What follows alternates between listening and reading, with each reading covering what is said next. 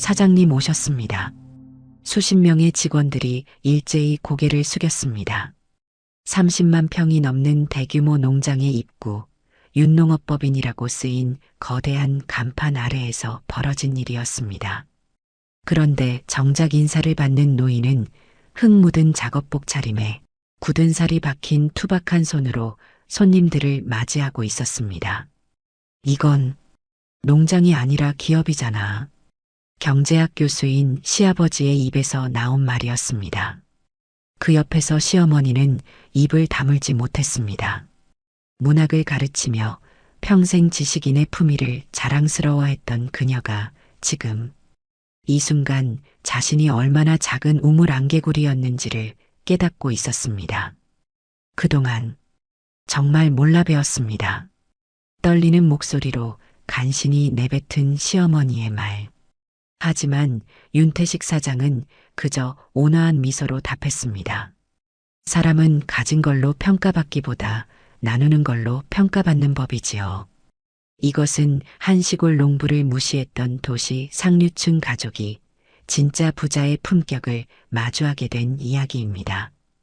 분당의 한 고급 아파트, 정민호 씨네 집 거실이었습니다. 오늘은 양가 부모님이 처음 만나는 상견례 날. 윤소연 씨는 거울 앞에서 몇 번이나 옷매무새를 고쳐보며 긴장한 모습이었습니다. 괜찮아, 소연아. 우리 부모님도 좋은 분들이야. 민호 씨가 아내의 어깨를 토닥였지만 소연 씨의 표정은 쉽게 밝아지지 않았습니다. 강원도에서 올라오는 부모님을 생각하니 가슴 한쪽이 묵직해졌습니다. 초인종이 울렸습니다. 문을 열자 윤태식 씨와 이명숙 씨가 서 있었습니다. 태식 씨는 깔끔하긴 했지만 어디서나 볼 수 있는 평범한 남방 차림이었고 명숙 씨는 수수한 한복을 입고 있었습니다.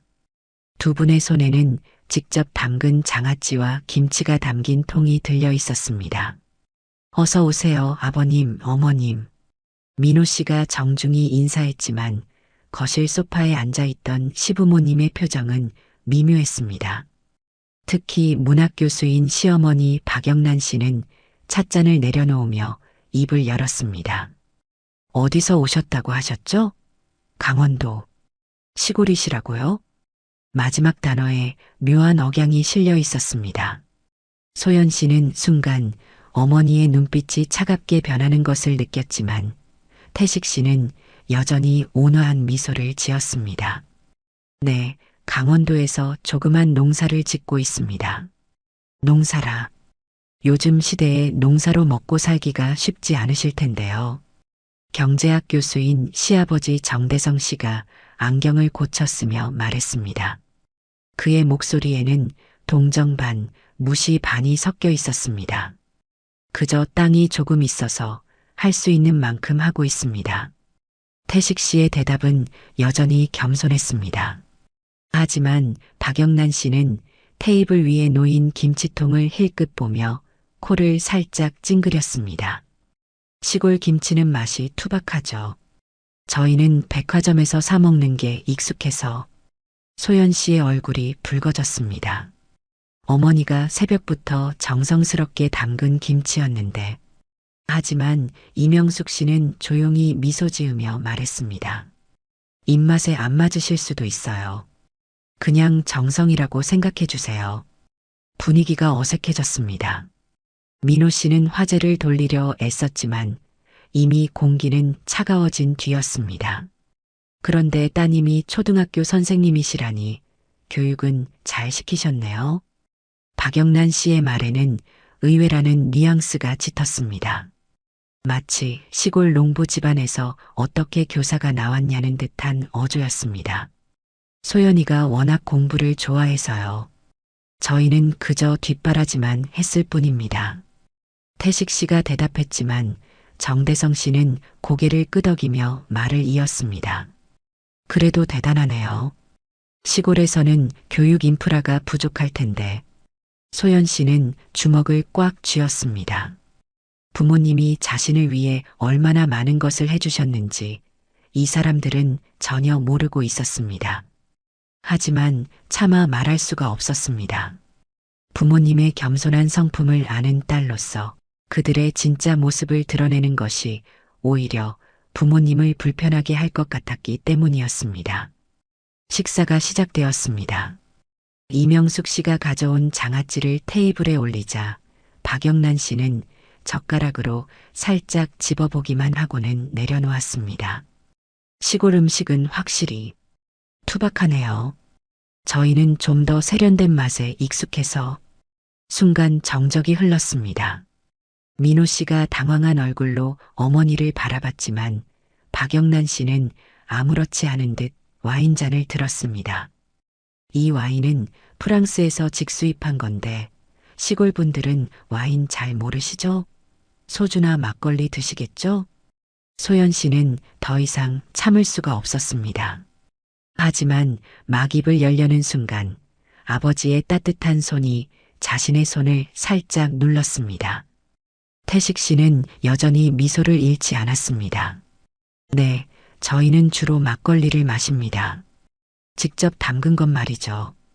땅과 함께 살다 보니 땅에서 나는 것이 제일 좋더라고요. 정대성 씨가 콧방귀를 뀌었습니다. 요즘 시대의 그런 구식 사고방식으로는 글로벌 시대잖아요. 세계화를 이해하셔야. 소연 씨는 아버지를 바라봤습니다. 실제로 아버지는 농산물 수출로 연간 수백억을 벌어들이는 글로벌 기업의 대표였습니다. 하지만 태식 씨는 그저 고개를 끄덕일 뿐이었습니다. 맞는 말씀입니다. 배울 게 많네요. 상견례가 끝나갈 무렵 박영란 씨가 마지막 일격을 날렸습니다. 다음에 친지 모임이 있는데 따로 오실 필요는 없어요. 아무래도 분위기가 불편하실 것 같아서요. 다들 교수나 의사, 변호사 집안이라. 이명숙 씨가 처음으로 표정이 굳어지는 것을 소연 씨는 놓치지 않았습니다. 하지만 어머니는 곧 다시 미소를 지었습니다. 네, 알겠습니다. 저희가 불편하게 해드릴 필요는 없죠. 부모님이 떠나고 난 후 소연 씨는 베란다에 나가 눈물을 흘렸습니다. 민호 씨가 뒤따라 나와 아내를 안았습니다. 미안해. 우리 부모님이 너무했어. 아니야. 괜찮아. 하지만 소연 씨의 마음속에는 상처가 깊게 패여 있었습니다. 자신의 부모님이 그저 평범한 농부로 취급받는 것도 서러웠지만 더 큰 문제는 부모님의 진짜 모습을 숨기고 있다는 죄책감이었습니다. 그날 밤 소연 씨는 어머니와 통화를 했습니다. 엄마, 오늘 정말 미안해요. 전화기 너머로 어머니의 따뜻한 목소리가 들려왔습니다. 뭐가 미안해. 우리는 괜찮아. 시댁분들도 나름의 기준이 있으신 거겠지.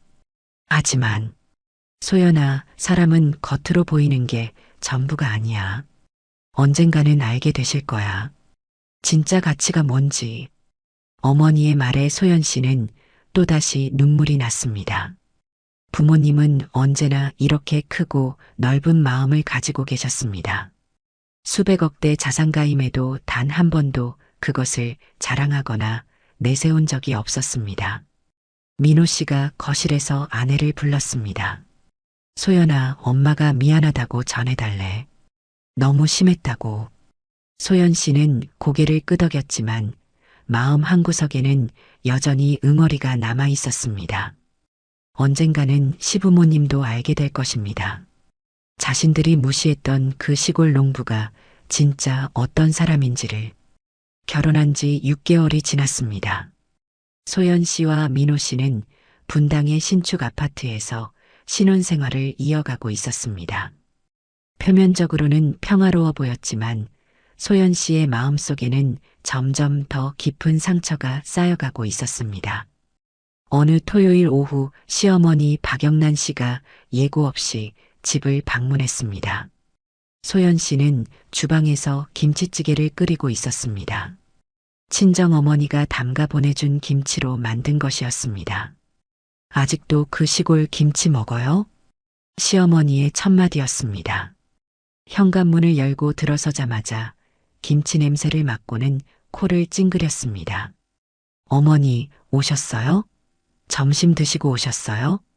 소연 씨가 밝게 인사했지만 박영란 씨는 대답 대신 거실로 성큼성큼 걸어갔습니다.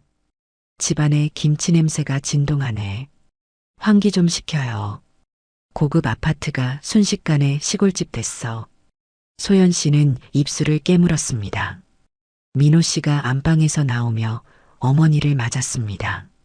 엄마, 갑자기 웬일이야? 지나가다가 들렀어. 그런데 이 냄새는 뭐니? 너희 집에 올 때마다 시골 냄새가 나는 것 같아. 민호 씨가 당황한 표정으로 아내를 바라봤습니다. 소연 씨는 억지로 미소를 지으며 창문을 열었습니다. 죄송해요, 어머니. 환기시킬게요. 그리고 이것 좀 봐. 박영란 씨가 냉장고를 열더니 한숨을 내쉬었습니다. 친정에서 보내온 각종 장아찌와 젓갈들이 가득 들어 있었습니다. 이런 것들 백화점에서 깔끔하게 포장된 거 사 먹으면 되는데 왜 굳이 시골에서 이런 투박한 것들을 받아와요? 냄새도 나고. 어머니가 정성껏 만들어주신 거예요. 소연 씨가 조용히 대답했지만 박영란 씨는 콧방귀를 뀌었습니다. 정성? 요즘 시대에 그런 구시대적인 생각을. 위생적으로도 문제가 있을 수 있어요. 그 순간 소연 씨의 휴대폰이 울렸습니다. 친정어머니였습니다. 소연 씨는 잠시 실례한다고 말하고 베란다로 나갔습니다. 소연아, 장아찌 잘 받았니? 내가 좋아하는 깻잎이랑 고추도 넣었어. 네, 엄마. 잘 받았어요. 감사해요. 목소리가 떨리는 것을 어머니는 눈치챘습니다. 무슨 일 있니? 목소리가 왜 그래? 아니에요. 괜찮아요. 하지만 거실에서 시어머니의 목소리가 크게 들려왔습니다. 민호야, 다음 주 교수 모임에 시골 음식 같은 거 가져오지 마. 체면이 있지. 소연 씨는 전화를 끊고 거실로 돌아왔습니다. 박영란 씨는 소파에 앉아 아들과 이야기를 나누고 있었습니다. 그리고 다음 달 우리 문학회 정기 모임 있는데 너희는 참석하는 거야. 대신 소연 씨 부모님은 굳이 모시지 않아도 될 것 같아. 왜요, 어머니? 민호 씨가 조심스럽게 물었습니다. 아니, 거기 오는 사람들이 다 어떤 사람들인데. 서울대 교수, 의사, 판사, 대기업 임원들이야. 시골에서 농사 짓는 분들이 오시면 대화도 안 통하고 서로 불편할 거 아니야. 소연 씨는 주먹을 꽉 쥐었습니다. 사실 아버지는 농림부 장관도 자주 찾아오는 농업계의 거물이었고 어머니는 지역문화센터에서 한국화를 가르치는 예술가였습니다. 하지만 그런 사실을 말할 수가 없었습니다. 부모님의 겸손한 가르침이 늘 마음속에 있었기 때문이었습니다. 며칠 후 추석 명절이 다가왔습니다. 양가를 모두 방문해야 하는 일정이었습니다. 먼저 시댁을 들른 소연 씨 부부는 다음 날 친정으로 향하려 했습니다. 친정은 그냥 시장에서 장 보겠지? 시골은 다 그렇잖아. 차례상을 준비하며 박영란 씨가 말했습니다. 사실 소연 씨의 친정에서는 직접 기른 한우와 유기농 채소로 차례상을 준비했지만 소연 씨는 그저 고개를 끄덕일 뿐이었습니다. 우리는 백화점에서 최고급으로만 준비했어. 이 한우는 1kg에 15만 원이야. 정대성 씨가 자랑스럽게 말했습니다. 소연 씨는 속으로 쓴웃음을 지었습니다. 친정 아버지의 농장에서는 최고급 한우를 직접 키우고 있었고 그 품질은 국내 최고 수준이었습니다. 청와대에도 납품하는 특급 한우였습니다.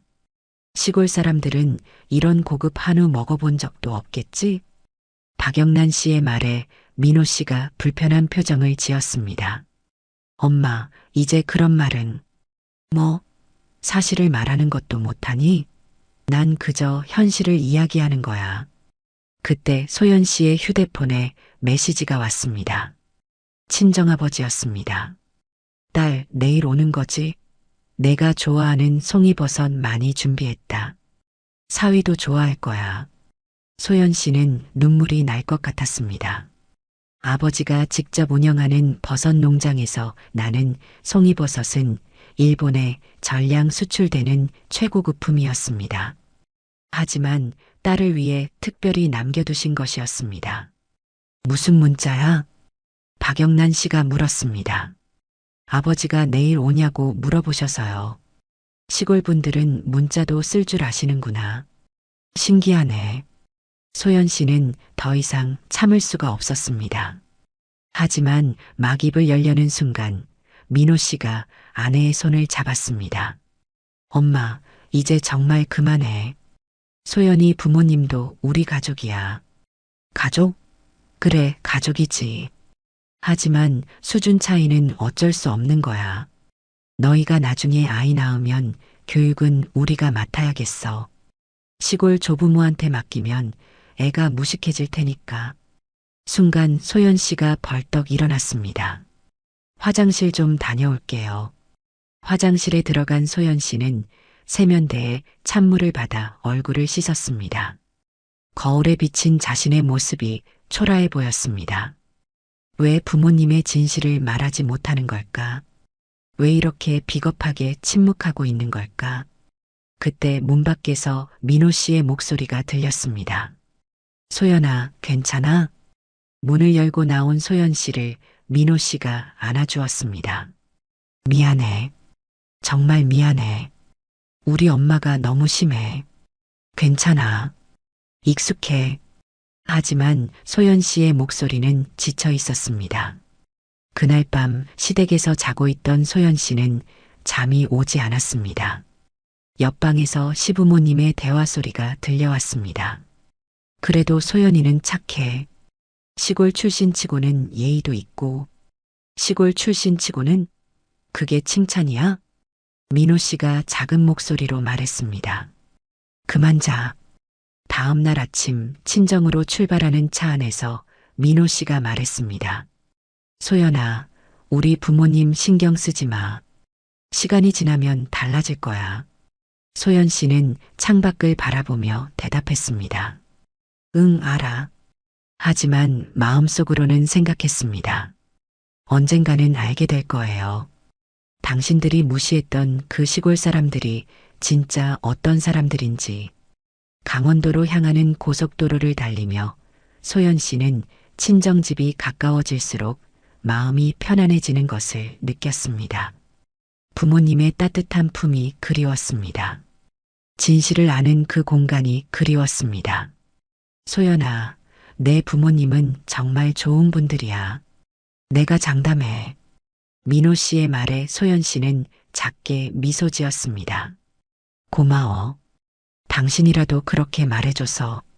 차는 점점 강원도 깊숙이 들어가고 있었습니다. 이제 곧 집입니다. 그곳에는 세상 누구보다 겸손하고 따뜻한, 그러나 누구보다 큰 부자인 부모님이 기다리고 있을 것입니다. 추석 연휴가 끝나고 일상으로 돌아온 지 한 달이 지났습니다. 가을이 깊어가는 10월의 어느 주말, 시댁에서 가족 저녁 식사가 있었습니다. 박영란 씨의 문학회 정기 모임을 앞두고 있었기 때문입니다. 고급 한정식집의 룸에서 만난 시댁 가족들. 정대성 씨가 메뉴판을 보며 말했습니다. 여기 1인당 20만 원 코스로 주문했어. 민호야, 이런 고급 음식점은 자주 와야 입맛이 세련되어진다. 소연 씨는 조용히 앉아 있었습니다. 사실 친정아버지는 이런 고급 한정식집 여러 곳에 직접 식재료를 납품하고 있었지만 그런 이야기를 꺼낼 수는 없었습니다. 참, 다음 주 문학회 모임 이야기하려고 불렀어. 박영란 씨가 본론을 꺼냈습니다. 이번엔 특별히 각 가족들이 모두 참석하는 연례 모임이야. 서울대 총장님도 오시고 대법관님도 오신대. 그야말로 대한민국 최고 엘리트들이 모이는 자리지. 정대성 씨가 거들었습니다. 그래, 인맥이라는 게 중요한 거야. 민호야, 이런 기회를 잘 활용해야 내 커리어에도 도움이 된다. 네, 아버지. 민호 씨가 고개를 끄덕였습니다. 그때 박영란 씨가 소연 씨를 바라보며 말했습니다. 소연 씨, 그날 뭐 입을 건지 미리 준비해요. 거기 오는 사람들 부인들도 다 대단한 분들이거든. 변호사, 의사, 교수, 최소한 부끄럽지 않게는 해야지. 네, 알겠습니다. 그리고 박영란 씨가 잠시 망설이다가 입을 열었습니다. 소연 씨 부모님은 오시면 안 돼. 절대로. 순간 정적이 흘렀습니다. 민호 씨가 놀란 표정으로 어머니를 바라봤습니다. 엄마, 그게 무슨 말이야? 농사꾼 집안이라니 체면이 있지. 거기 모이는 사람들이 어떤 사람들인데. 시골에서 농사 짓는 분들이 오시면 모두가 불편해할 거야. 소연 씨의 얼굴이 창백해졌습니다. 하지만 박영란 씨는 계속했습니다. 솔직히 말해서 우리 집안 품위를 떨어뜨리는 일이야. 이미 몇몇 분들이 물어봤어. 며느리 집안이 뭐 하는 집이냐고. 내가 뭐라고 대답하겠어? 시골에서 농사 짓는다고? 어머니, 민호 씨가 목소리를 높였지만 정대성 씨가 아들을 제지했습니다. 민호야, 엄마 말이 맞아. 현실을 인정해야지. 계층이라는 게 있는 거야. 소연 씨는 떨리는 손으로 물잔을 들었습니다. 목구멍이 타는 것 같았습니다. 제가 제 부모님께 뭐라고 전해야 하나요? 소연 씨의 목소리는 간신히 나왔습니다.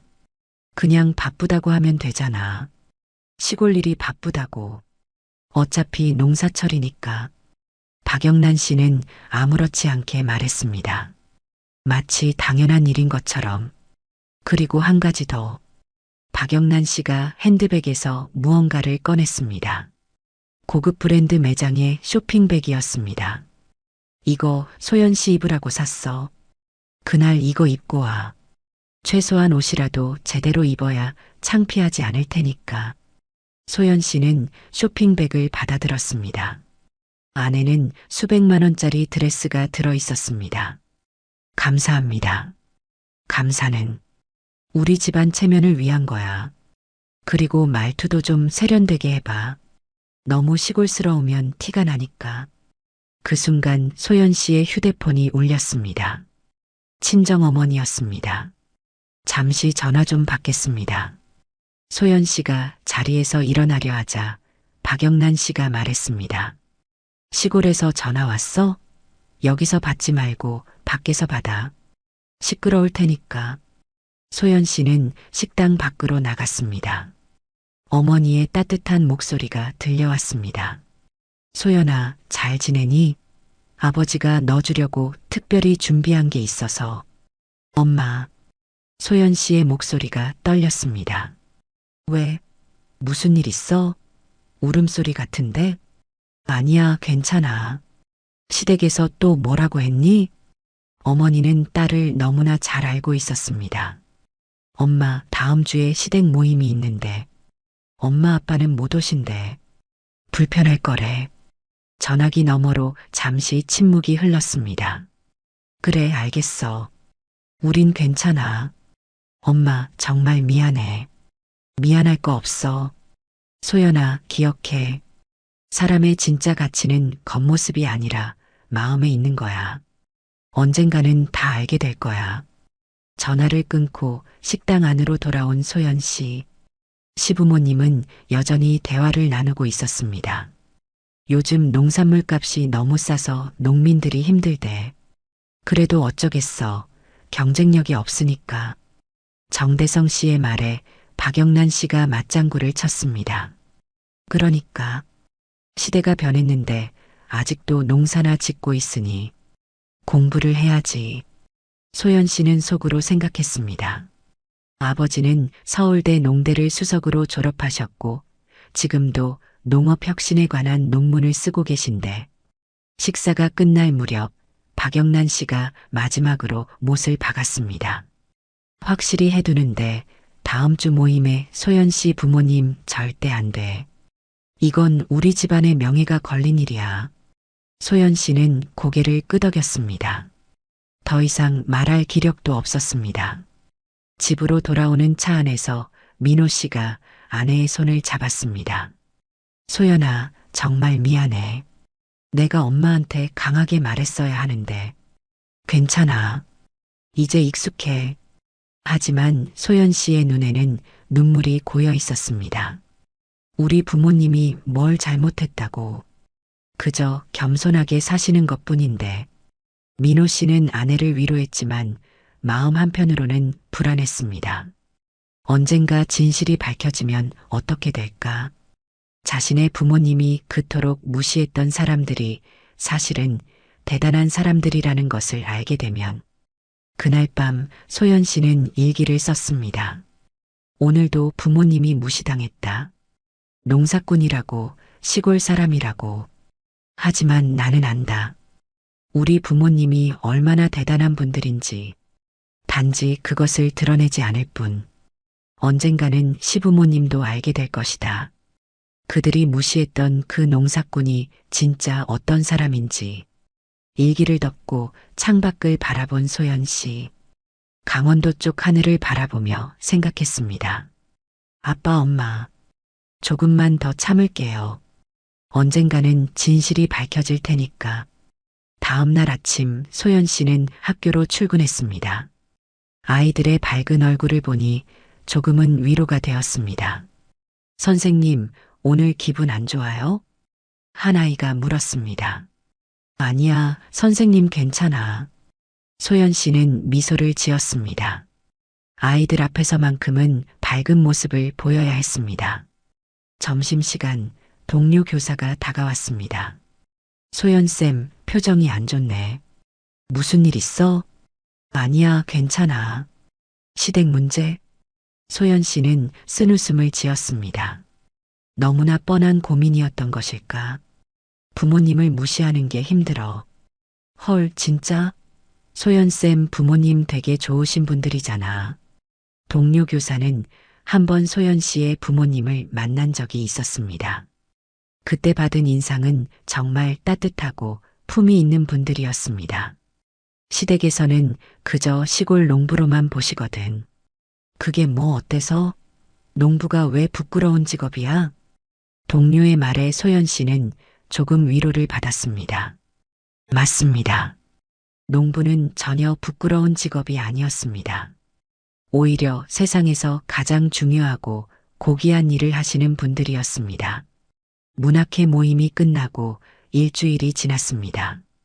그날 모임에서 소연 씨는 시어머니가 원하는 대로 완벽한 며느리 역할을 해냈습니다.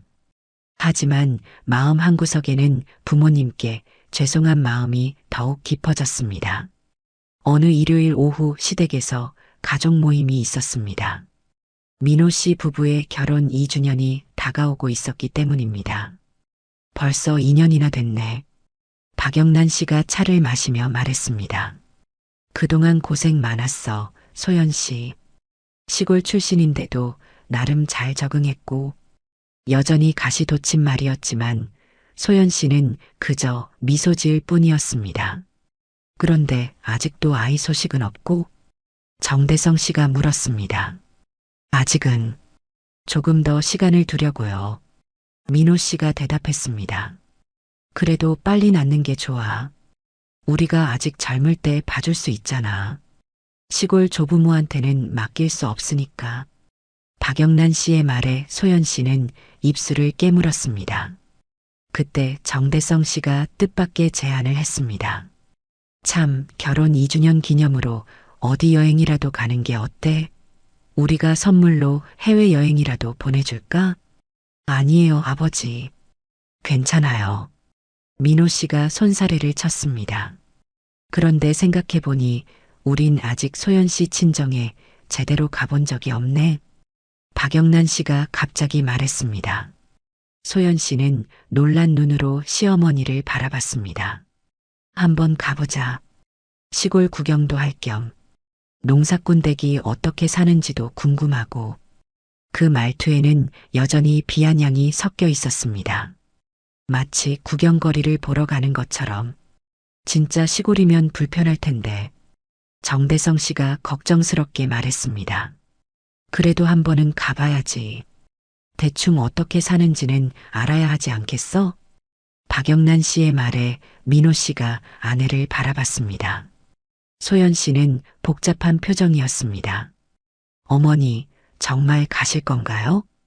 그럼 다음 주말에 가자. 토요일에 출발해서 일요일에 오면 되겠네. 소연 씨는 망설였습니다. 이제 진실이 밝혀질 시간이 온 것일까? 하지만 한편으로는 부모님이 또 상처받으실까 걱정되었습니다. 그날 밤 소연 씨는 부모님께 전화를 드렸습니다. 아빠, 다음 주에 시부모님이 집에 가고 싶다고 하시는데. 오, 그래. 좋지. 환영이야. 윤태식 씨의 목소리는 여전히 따뜻했습니다. 아빠, 그런데 시부모님이 우리 집을 그냥 평범한 시골집으로 생각하고 계셔. 알고 있어. 괜찮아. 있는 그대로 보여드리면 돼. 하지만 소연아, 진실은 언젠가는 드러나는 법이야.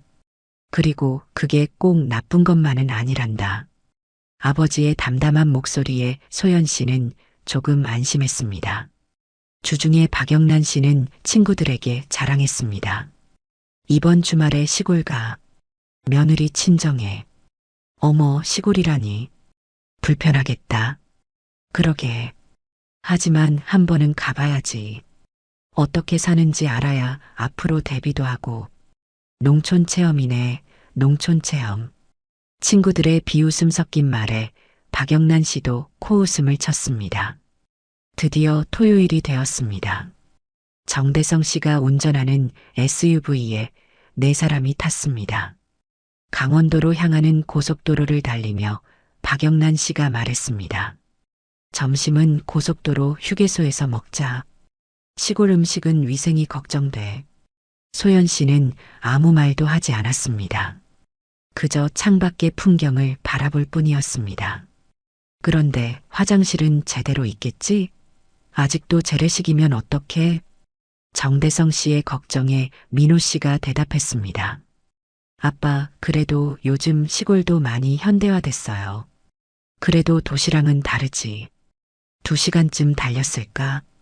내비게이션이 목적지가 가까워졌음을 알렸습니다. 여기서부터 비포장도로야? 박영란 씨가 창밖을 보며 물었습니다. 하지만 도로는 깨끗하게 포장되어 있었습니다. 생각보다 길이 괜찮네. 그때였습니다. 도로 옆에 커다란 간판이 나타났습니다. 윤농업법인 마이너스 대한민국 농업의 미래. 뭐야, 이거? 정대성 씨가 놀란 목소리로 물었습니다.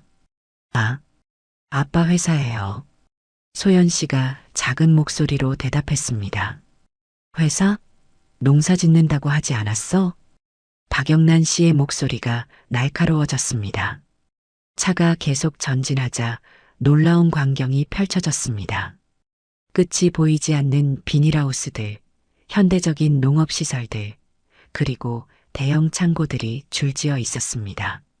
이게 다 너희 아버지 거야? 민호 씨도 놀라서 물었습니다. 소연 씨는 고개를 끄덕였습니다. 30만 평 정도 돼요. 30만 평? 정대성 씨가 거의 소리를 질렀습니다.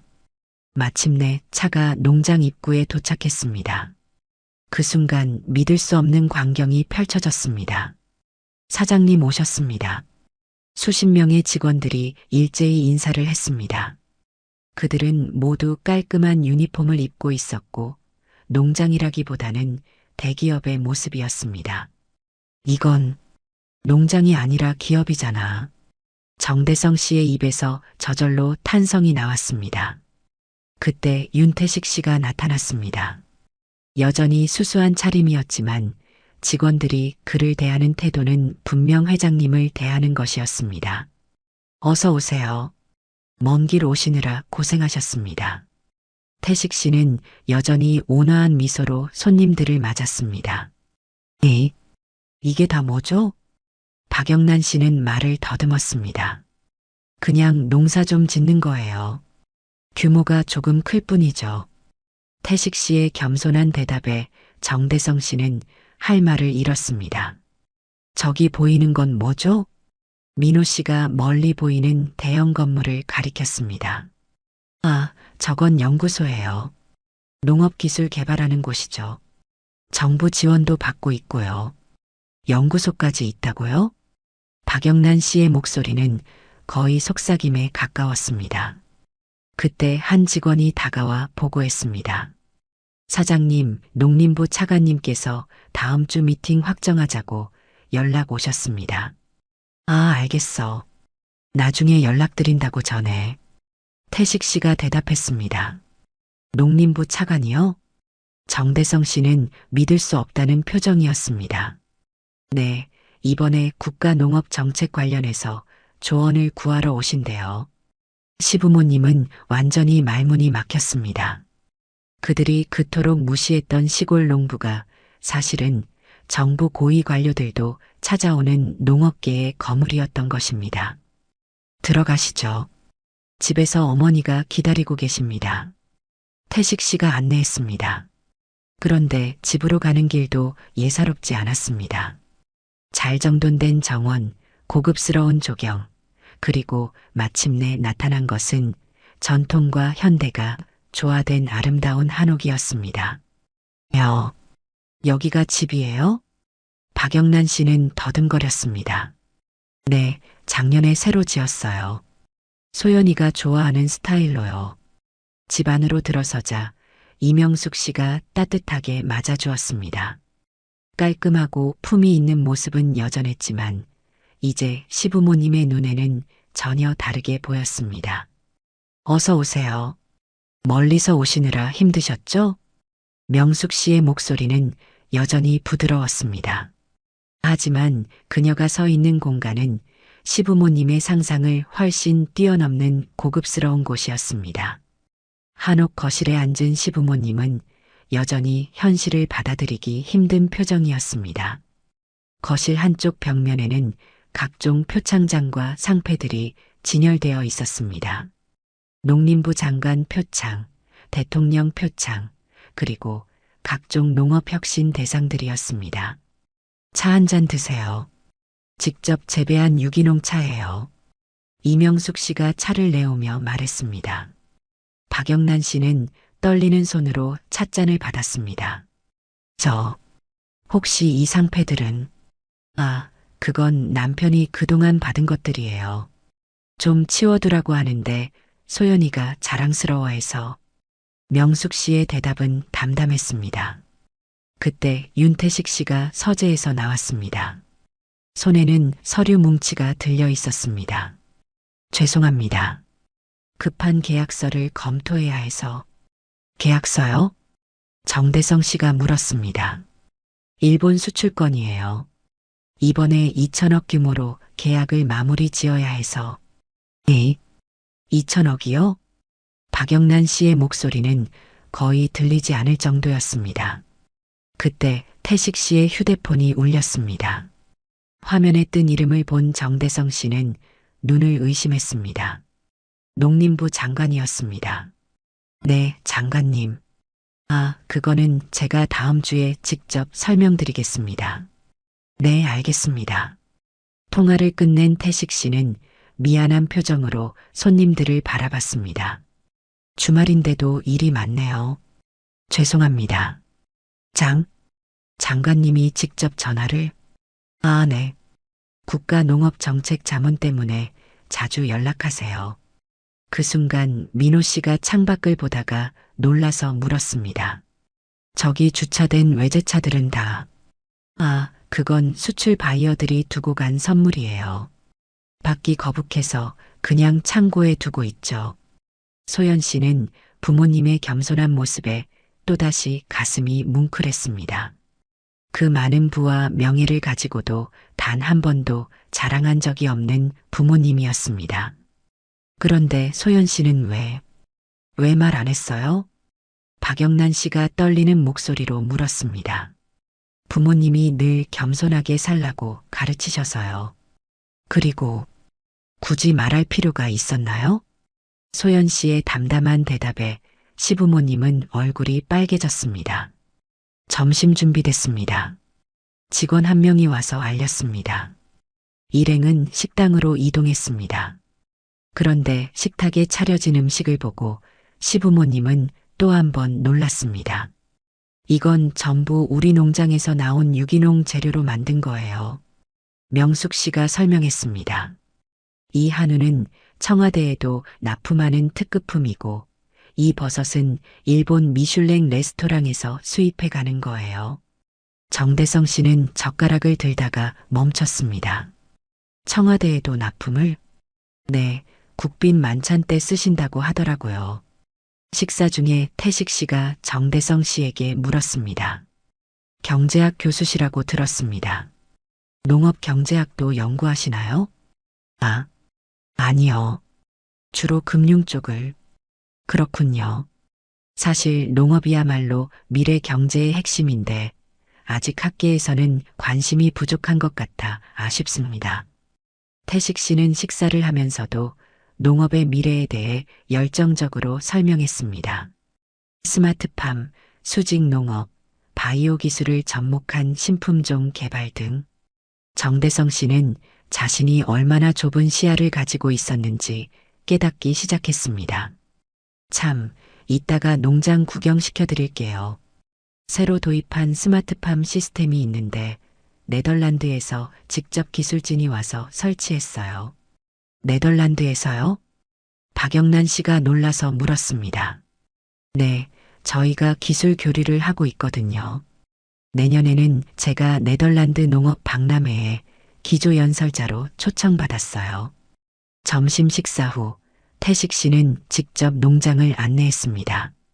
거대한 유리온실에 들어서자 첨단 시설들이 즐비했습니다. 여기는 전부 컴퓨터로 관리됩니다. 온도, 습도, 일조량, 영양분 공급까지 자동화되어 있죠. 이런 걸 직접 운영하시는 거예요? 민호 씨가 감탄하며 물었습니다. 네, 저희 직원이 80명 정도 됩니다. 대부분 농대 출신 젊은이들이에요. 좋은 일자리 만드는 것도 제 사명이라고 생각합니다. 그때 한 젊은 직원이 다가왔습니다. 사장님, 도쿄바이어 측에서 물량 추가 요청이 왔습니다. 얼마나? 기존 계약의 2배요. 올림픽 특수를 노리는 것 같습니다. 품질 관리 가능한 선에서 조정해봐. 무리하면 안 돼. 태식 씨의 경영 철학이 드러나는 순간이었습니다. 돈보다 품질을 우선시하는 모습이었습니다. 농장 견학을 마치고 다시 집으로 돌아왔을 때 박영란 씨는 더 이상 참을 수 없었습니다. 정말 죄송합니다. 갑작스러운 사과에 모두가 놀랐습니다. 제가 너무 오만했어요. 시골이라고 농사 짓는다고 무시하고 박영란 씨의 눈에 눈물이 고였습니다. 괜찮습니다. 저희도 일부러 자세히 말씀드리지 않았으니까요. 태식 씨는 여전히 온화하게 웃었습니다. 하지만 왜 숨기셨어요? 정대성 씨가 물었습니다. 숨긴 건 아닙니다. 그저 자랑할 필요를 못 느꼈을 뿐이죠. 사람의 가치는 가진 것으로 정해지는 게 아니니까요. 그 말에 시부모님은 고개를 숙였습니다. 저녁 무렵 또 한 번의 충격이 기다리고 있었습니다. 태식 씨가 서재에서 누군가와 화상회의를 하고 있었는데 상대방이 영어로 말하고 있었습니다. 미스터 윤, 당신의 유기농 기술을 우리 캘리포니아 농장에도 도입하고 싶습니다. 태식 씨가 유창한 영어로 대답하는 것을 들은 박영란 씨는 입을 다물지 못했습니다. 소연 씨 아버님이 영어도 하세요? 네, 아버지가 서울대 농대 수석 졸업하시고 미국에서 박사학위 받으셨어요. 박사학위까지? 이제 시부모님은 완전히 압도당한 표정이었습니다. 그들이 무시했던 무식한 농부는 사실 그들보다 훨씬 더 뛰어난 학력과 경력을 가진 사람이었던 것입니다. 저녁 식사 시간 분위기는 점심때와는 완전히 달랐습니다. 시부모님은 거의 말을 하지 못하고 있었습니다. 불편하신 건 없으세요? 명숙 씨가 친절하게 물었지만 박영란 씨는 고개만 저었습니다. 식사가 끝나고 거실에서 차를 마시던 중 태식 씨가 조용히 말했습니다. 사실 저희가 가진 것들을 일부러 드러내지 않은 건 그게 중요하지 않다고 생각했기 때문입니다. 소연이가 민호 씨를 사랑하는 마음, 그리고 두 분이 가족이 된 것. 그게 가장 중요한 거 아닐까요? 그 진심 어린 말에 박영란 씨는 결국 눈물을 흘렸습니다. 제가 정말 어리석었어요. 밤이 깊어가고 있었습니다. 시부모님은 손님방에 묵기로 했습니다. 박영란 씨는 잠이 오지 않아 창밖을 바라보고 있었습니다. 달빛 아래 펼쳐진 광활한 농장의 모습이 마치 꿈만 같았습니다. 여보, 잠이 안 와? 정대성 씨도 잠을 이루지 못하고 있었습니다. 우리가 얼마나 어리석었는지, 농사꾼이라고, 시골 사람이라고 그렇게 무시했는데, 그러게, 나도 경제학 교수라고 자부했는데 정작 농업 경제의 미래는 전혀 모르고 있었어. 부부는 한동안 말없이 앉아 있었습니다. 그들의 오만함이 얼마나 부끄러운 것이었는지를 뼈저리게 느끼고 있었습니다. 다음 날 아침 식사 자리에서 박영란 씨는 용기를 내어 입을 열었습니다. 소연 씨, 그동안 정말 미안했어요. 갑작스러운 사과에 소연 씨는 놀랐습니다. 어머니, 내가 너무 오만했어요. 시골이라고 농사 짓는다고 무시하고 심지어 모임에도 오지 말라고 했잖아요. 박영란 씨의 눈에서 눈물이 흘렀습니다. 제가 너무 좁은 세상에 갇혀 있었어요. 문학을 가르친다고 하면서 정작 사람을 보는 눈은 없었네요. 윤태식 씨가 따뜻하게 말했습니다. 누구나 실수는 합니다. 중요한 건 그것을 인정하고 바꾸려는 마음이죠. 어떻게 그렇게 너그러우실 수 있어요? 저희가 그렇게 무례했는데. 이명숙 씨가 차를 따르며 말했습니다. 저희도 부모예요. 자식이 행복하면 그걸로 충분합니다. 소연이가 민호 씨와 행복하게 사는 것, 그게 가장 중요한 거죠. 정대성 씨도 고개를 숙였습니다. 정말 죄송합니다. 제가 교수라는 타이틀에 취해서 다른 직업을 낮춰봤어요. 특히 농업을. 농업은 모든 산업의 근본입니다.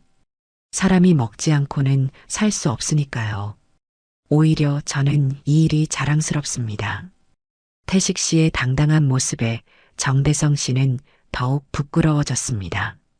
아침 식사 후 태식 씨는 시부모님을 서재로 안내했습니다. 벽면 가득 책들이 꽂혀 있었는데 농업 관련 전문 서적뿐 아니라 경제, 경영, 과학 서적들이 즐비했습니다. 이 책들을 다 읽으셨어요? 박영란 씨가 놀라서 물었습니다. 배움에는 끝이 없죠. 농업도 이제는 첨단 과학입니다. 끊임없이 공부해야 해요. 그때 책장 한쪽에서 익숙한 책을 발견한 박영란 씨가 놀랐습니다. 자신이 쓴 문학 비평서였습니다. 어머, 이건, 박 교수님 책이죠? 아내가 좋아합니다. 문학을 통해 세상을 보는 시각이 참신하다고. 제 책을 읽으셨다고요? 네, 소연이 시어머니시니까 관심 있게 봤죠. 특히 인간의 품격에 대한 챕터가 인상 깊었습니다. 박영란 씨는 얼굴이 빨개졌습니다. 자신이 책에서 썼던 인간의 품격과 실제로 보여준 행동이 얼마나 모순적이었는지를 깨달았기 때문입니다. 잠시 후 마당에서 직원들이 무언가를 준비하는 모습이 보였습니다. 무슨 행사라도 있나요? 민호 씨가 물었습니다. 오늘 지역 어르신들 초청 행사가 있어요.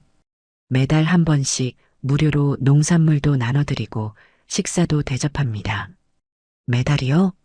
네, 저희가 이 지역에서 받은 것을 돌려드리는 거죠. 곧 마을 어르신들이 하나둘 도착하기 시작했습니다. 태식 씨와 명숙 씨는 일일이 인사를 나누며 반갑게 맞았습니다. 윤 사장님, 항상 고맙습니다. 아이고, 우리 마을에 이런 분들이 계셔서 복이에요. 어르신들의 진심 어린 감사 인사를 듣는 시부모님은 또 한 번 놀랐습니다. 진정한 부자란 이런 것이구나 하는 깨달음이 밀려왔습니다. 행사를 도우러 온 직원 중 한 명이 정대성 씨에게 다가와 말했습니다. 사장님은 정말 대단한 분이세요. 작년에 지역대학에 장학금 10억을 기부하셨어요. 조용히 하셨는데 저희는 다 알죠. 10억을요? 네, 농업 전공 학생들을 위해서요. 미래 인재 양성이 중요하다고 하시면서 박영란 씨는 소연 씨를 바라봤습니다. 이런 것도 한 번도 말 안 했니? 부모님이 자랑하지 말라고 하셔서요. 점심 무렵 한 고급 세단이 농장에 도착했습니다. 내린 사람은 대기업 회장이었습니다. 윤 사장님, 잘 지내셨습니까? 김 회장. 갑자기 웬일이야? 유기농 사업 관련해서 제안 드릴 게 있어서요. 우리 그룹 계열사 전체에 납품 계약을 하고 싶습니다. 옆에서 듣고 있던 정대성 씨는 눈이 휘둥그레졌습니다. 저 사람은 TV에서나 보던 재계 거물이었습니다. 품질 보증할 수 있는 물량이 한정적인데 사장님이 하시는 일이라면 믿습니다. 조건은 사장님이 정해주세요. 대기업 회장이 이렇게 저자세로 나오는 것을 본 시부모님은 할 말을 잃었습니다. 오후가 되자 소연 씨 가족은 서울로 돌아갈 준비를 했습니다. 떠나기 전 박영란 씨는 윤태식 씨 부부 앞에 섰습니다. 정말 죄송하고 감사합니다. 제가 얼마나 어리석었는지 깨달았어요. 이제 우리 모두 가족이잖아요. 과거는 잊고 앞으로 잘 지내면 됩니다. 태식 씨의 너그러운 말에 박영란 씨는 또다시 눈물이 났습니다. 차에 타기 전 정대성 씨가 윤태식 씨에게 물었습니다. 혹시 농업 경제에 관한 강의를 해주실 수 있을까요? 제 학생들에게도 들려주고 싶습니다. 그럼요, 언제든 환영입니다. 돌아가는 차 안 한동안 아무도 말이 없었습니다. 모두가 각자의 생각에 잠겨 있었습니다. 드디어 박영란 씨가 입을 열었습니다. 소연아, 정말 미안해. 그동안 내 부모님을 그렇게 무시하고. 괜찮아요, 어머니. 이제라도 알아주셔서 감사해요. 내 부모님이야말로 진정한 상류층이야. 마음도 능력도 품격도 우리가 오히려 배워야 해. 민호 씨가 아내의 손을 꼭 잡았습니다. 소연아, 자랑스러워. 이런 훌륭한 부모님을 둔 내가. 소연 씨는 미소를 지었습니다. 드디어 진실이 밝혀졌고 가족들이 서로를 진정으로 이해하게 된 것입니다.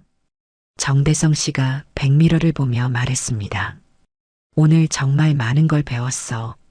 진정한 부자가 뭔지, 진정한 품격이 뭔지. 그러게요. 우리가 그동안 허상을 쫓고 있었네요. 박영란 씨의 말에 모두가 고개를 끄덕였습니다. 고속도로를 달리며 소연 씨는 뒤를 돌아봤습니다. 멀어져가는 고향의 풍경이 따뜻하게 느껴졌습니다. 그곳에는 세상에서 가장 겸손하고 따뜻한, 그러나 누구보다 위대한 부모님이 계셨습니다. 서울로 돌아온 지 일주일이 지났습니다. 시부모님의 태도는 완전히 달라져 있었습니다. 박영란 씨는 매일 소연 씨에게 안부 전화를 했고 정대성 씨는 농업 경제학 책을 사서 공부하기 시작했습니다. 어느 저녁 시댁에서 특별한 저녁 식사가 준비되었습니다. 이번에는 친정 부모님도 정식으로 초대받았습니다. 어서 오세요, 사장님, 사모님. 박영란 씨가 현관에서 직접 맞이했습니다. 그 정중한 태도에 윤태식 씨 부부는 오히려 당황했습니다. 아이고, 그렇게 부르지 마세요. 그냥 편하게 대해주세요. 아니에요. 제가 그동안 너무 무례했습니다. 식탁에는 정성스럽게 준비한 음식들이 가득했습니다. 그런데 자세히 보니 친정에서 가져온 식재료들로 만든 것들이었습니다.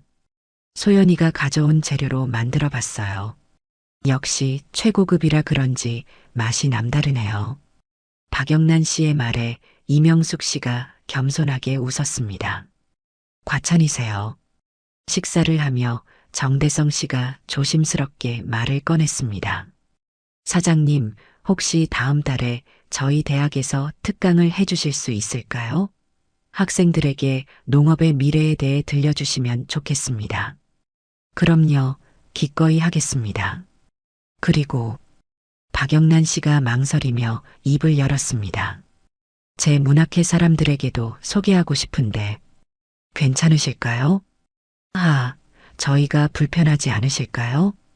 무슨 말씀을? 오히려 영광이죠. 그때 민호 씨가 와인을 따르며 말했습니다. 오늘은 특별한 날이니까 건배 제의를 하고 싶습니다. 모두가 잔을 들었습니다. 진정한 가족이 된 것을 축하하며 그리고 제가 이렇게 훌륭한 분들을 가족으로 모시게 된 것을 감사하며 건배. 건배. 잔이 부딪히는 소리가 울려 퍼졌습니다. 소연 씨는 이 순간이 꿈만 같았습니다. 식사 중에 박영란 씨가 진심을 담아 말했습니다. 사장님, 사모님, 그동안 제가 정말 어리석었어요. 겉모습만 보고 사람을 판단했죠.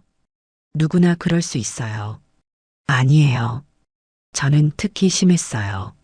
문학을 가르치는 사람이 정작 사람의 내면은 보지 못했으니 윤태식 씨가 따뜻하게 말했습니다. 사람의 가치는 마음에 있습니다. 그리고 마음은 언제든 바뀔 수 있죠. 지금처럼 열린 마음을 가지신 것만으로도 충분합니다. 그 말에 박영란 씨는 눈시울이 붉어졌습니다. 소연이가 왜 그렇게 품격 있는지 이제 알겠어요. 이런 부모님 밑에서 자랐으니까. 정대성 씨도 거들었습니다. 저도 많이 반성했습니다. 도시의 잣대로만 세상을 봤더니 정작 더 큰 세상을 못 봤더라고요. 도시든 시골이든 결국 사람 사는 곳은 다 같습니다. 서로 돕고 나누며 사는 거죠. 이명숙 씨의 말에 모두가 고개를 끄덕였습니다. 식사가 끝나고 거실에서 차를 마시던 중 소연 씨가 어린 시절 사진첩을 가져왔습니다. 이거 보세요. 제가 어렸을 때 사진이에요. 사진 속에는 논밭에서 뛰어노는 어린 소연이가 있었습니다. 흙투성이지만 행복해 보이는 모습이었습니다. 이때부터 아빠를 도와 농사일을 배웠어요. 어머, 이렇게 어릴 때부터? 박영란 씨가 놀라서 물었습니다. 네, 땅의 소중함을 알아야 한다고 하셨어요. 윤태식 씨가 설명했습니다. 아이들이 흙을 만지고 자연과 함께 자라는 것이 중요하다고 생각합니다. 그래야 생명의 가치를 알게 되죠. 맞아요. 저희도 민호를 너무 도시적으로만 키운 것 같아요. 정대성 씨가 반성하듯 말했습니다. 그때 민호 씨가 말했습니다. 아버님, 저도 농사 배우고 싶은데 가르쳐 주실 수 있나요? 그럼 언제든 환영이야. 윤태식 씨의 대답에 민호 씨가 활짝 웃었습니다. 밤이 깊어가며 대화는 더욱 진솔해졌습니다. 박영란 씨가 조심스럽게 물었습니다. 그런데 그렇게 많은 부를 가지고도 왜 그렇게 겸손하게 사시나요? 부는 잠시 제게 맡겨진 것일 뿐입니다. 제대로 쓰이지 않으면 의미가 없죠. 그래서 나누려고 노력합니다. 나눔이라. 네, 직원들에게 좋은 일자리를 주고 지역사회에 기여하고 젊은이들에게 기회를 주는 것. 그게 진짜 부자의 역할이라고 생각해요. 정대성 씨가 감탄하며 말했습니다. 경제학적으로도 맞는 말씀입니다. 부의 선순환이죠. 그래서 더 열심히 일합니다. 나눌 수 있는 것이 더 많아지도록. 그 순간 소연 씨가 눈물을 글썽이며 말했습니다. 아빠, 엄마, 정말 자랑스러워요. 우리도 내가 자랑스럽다, 소연아. 이명숙 씨가 딸의 손을 잡았습니다. 박영란 씨가 일어서며 말했습니다. 오늘 정말 많은 걸 배웠습니다. 진정한 부자가 무엇인지, 진정한 품격이 무엇인지, 저희도 많이 배웠습니다. 도시의 문화와 학문의 깊이를요. 윤태식 씨의 말에 박영란 씨가 부끄럽게 웃었습니다. 이제야 진짜 가족이 된 것 같아요. 맞아요. 서로를 이해하고 존중하는 가족. 정대성 씨의 말에 모두가 미소를 지었습니다. 친정 부모님이 떠나려 할 때 박영란 씨가 정성스럽게 포장한 선물을 내밀었습니다. 별건 아니고 제가 쓴 책이에요. 사모님이 읽어주신다니 감사해서. 어머, 고맙습니다. 잘 읽을게요. 두 가족이 포옹을 나누는 모습을 보며 소연 씨는 가슴이 벅차올랐습니다. 드디어 모든 것이 제자리를 찾은 것 같았습니다. 그날 밤 소연 씨는 남편과 함께 산책을 나갔습니다. 이제야 모든 게 완벽해진 것 같아. 민호 씨가 말했습니다. 응, 시간이 걸렸지만 결국 다 잘 됐네. 내 부모님이 정말 대단하셔. 그 모든 무시와 모욕을 참고 견디시다니. 부모님은 늘 말씀하셨어. 사람의 가치는 마음에 있다고. 그리고 시간이 지나면 진실은 드러난다고. 정말 지혜로운 분들이야. 두 사람은 손을 꼭 잡고 걸었습니다. 이제 두 가족은 진정한 하나가 되었습니다. 거칠애가 아닌 마음으로, 편견이 아닌 이해로, 오만이 아닌 겸손으로. 두 달이 지났습니다. 정대성 교수의 대학 강의실은 학생들로 가득 찼습니다. 평소보다 많은 학생들이 모인 이유는 오늘 특별한 초청 강연이 있기 때문이었습니다. 오늘은 대한민국 농업의 미래를 이끌고 계신 윤태식 대표님을 모셨습니다. 연 매출 3천억 원의 농업기업을 운영하시며 정부 농업정책자문위원으로도 활동하고 계십니다. 정대성 씨의 소개에 학생들이 놀라워했습니다. 농업으로 그런 규모의 사업이 가능하다는 것을 처음 알았기 때문이었습니다. 윤태식 씨가 단상에 올랐습니다. 여전히 수수한 차림이었지만 그의 눈빛에는 확신이 가득했습니다. 여러분, 농업이 구시대 산업이라고 생각하시나요? 천만에요. 농업이야말로 인류의 미래입니다. 열정적인 강의가 시작되었습니다. 학생들은 그의 이야기에 완전히 빠져들었습니다. 강의가 끝난 후 박수갈채가 쏟아졌습니다. 한편 박영란 씨의 문학회 정기 모임이 있는 날이었습니다. 이번에는 특별 손님이 초대되었습니다. 오늘은 제 사돈 되시는 윤태식 대표님과 이명숙 여사님을 모셨습니다. 회원들이 수군거렸습니다. 사돈? 며느리가 시골 출신이라고 하지 않았나? 농사 짓는 집이라고 들었는데. 그때 윤태식 씨 부부가 들어왔습니다. 품이 있는 모습에 모두가 놀랐습니다. 안녕하세요. 윤태식입니다. 강원도에서 농사 짓고 있습니다. 겸손한 인사에도 불구하고 그의 존재감은 압도적이었습니다. 특히 이명숙 씨가 준비해온 전통차를 대접하자 그 깊은 맛과 향에 모두가 감탄했습니다.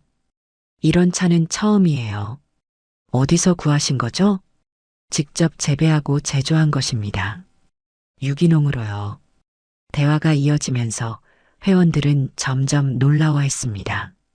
윤태식 씨의 해박한 지식과 국제적 식견, 그리고 이명숙 씨의 예술적 감성에 모두가 매료되었습니다. 사실 제가 너무 큰 실수를 했어요. 박영란 씨가 회원들 앞에서 고백했습니다. 시골이라고 농사 짓는다고 무시했는데 알고 보니 저보다 훨씬 크고 넓은 세상을 사시는 분들이었어요. 박 교수님이 그런 실수를? 네, 부끄럽지만 인정합니다. 편견이 얼마나 무서운지 깨달았어요. 그날 모임이 끝난 후 한 회원이 박영란 씨에게 다가왔습니다. 정말 대단한 분들이네요. 특히 그 겸손함이. 진짜 부자는 다르네요. 맞아요. 저도 이제야 알았어요. 진짜 부자는 겸손하다는 것을. 일주일 후 소연 씨네 집에서 가족 모임이 있었습니다. 이제는 정기적으로 양가가 만나는 것이 자연스러워졌습니다. 참 좋은 소식이 있어요. 소연 씨가 수줍게 말했습니다. 무슨 소식? 저 임신했어요. 순간 모두가 환호성을 질렀습니다. 양가 부모님 모두 기쁨의 눈물을 흘렸습니다. 정말이야? 우리가 할머니, 할아버지가 되는 거야? 박영란 씨가 소연 씨를 꼭 안았습니다. 축하해, 딸. 좋은 엄마가 될 거야. 이명숙 씨도 딸을 포옹했습니다. 윤태식 씨가 민호 씨의 어깨를 두드렸습니다. 이제 아빠가 되는 거군. 책임감이 더 필요할 거야. 네, 아버님. 열심히 하겠습니다. 정대성 씨가 제안했습니다. 이 아이는 정말 복받은 아이야. 도시의 세련됨과 시골의 순수함을 모두 물려받을 테니까. 맞아요. 그리고 무엇보다 사랑이 가득한 가족 속에서 자랄 테니까요. 박영란 씨의 말에 모두가 고개를 끄덕였습니다. 저녁 무렵 분당의 아파트 베란다에서 소연 씨와 민호 씨가 나란히 서서 노을을 바라보고 있었습니다. 정말 많은 일이 있었네. 민호 씨가 말했습니다. 응, 하지만 결국 다 잘 됐어. 내 부모님 덕분이야. 그 모든 것을 참고 기다려 주셨으니까. 우리 부모님은 늘 말씀하셨어. 진실은 언젠가 드러난다고. 그리고 진짜 중요한 건 겉모습이 아니라 마음이라고. 정말 지혜로운 말씀이야. 그때 소연 씨의 휴대폰에 메시지가 왔습니다. 아버지였습니다. 딸, 오늘 정부에서 대한민국 농업발전 공로로 훈장을 준다고 연락이 왔다. 하지만 이런 것보다 더 기쁜 건 내가 행복하다는 거야. 사랑한다. 소연 씨는 메시지를 남편에게 보여주었습니다. 아버님이 훈장을 받으신대. 와, 대단하시다. 그런데도 그것보다 당신 행복이 더 중요하다니. 그게 우리 아빠야. 늘 가족이 먼저인 사람. 두 사람은 손을 맞잡았습니다. 소연 씨의 배에는 새 생명이 자라고 있었습니다. 다음 날 박영란 씨는 자신의 서재에서 새로운 책을 쓰기 시작했습니다. 제목은 진짜 부자, 진짜 품격이었습니다. 첫 문장을 이렇게 시작했습니다. 나는 오랫동안 가짜 부자였다. 지식과 학벌, 도시적 세련됨만을 추구하며 살았다. 그러나 진짜 부자를 만나고 나서야 깨달았다. 진짜 부자는 겸손하다. 그들은 자신을 낮추고 남을 높인다. 그들은 가진 것을 자랑하지 않고 나눈다. 이것이 진정한 품격이다. 정대성 씨도 연구실에서 새로운 논문을 준비하고 있었습니다. 농업 경제의 미래와 도농 상생 전략이라는 주제였습니다. 서문에 이렇게 적었습니다. 도시와 농촌은 대립관계가 아니라 상생관계다. 우리는 서로를 이해하고 존중해야 한다. 특히 농업의 가치를 재평가해야 할 시점이다. 계절이 바뀌고 소연 씨의 배가 불러왔습니다.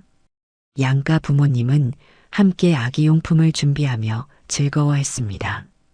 이 아이는 정말 행복할 거야. 박영란 씨가 말했습니다. 네 분의 할머니, 할아버지가 계시니까요. 이명숙 씨가 웃으며 답했습니다. 무엇보다 서로 사랑하고 존중하는 가족 안에서 자랄 테니까요. 윤태식 씨가 덧붙였습니다. 이 아이에게 가르쳐 주고 싶어요. 사람의 가치는 가진 것이 아니라 나누는 것에 있다고. 그리고 언제나 겸손하게 살아야 한다고.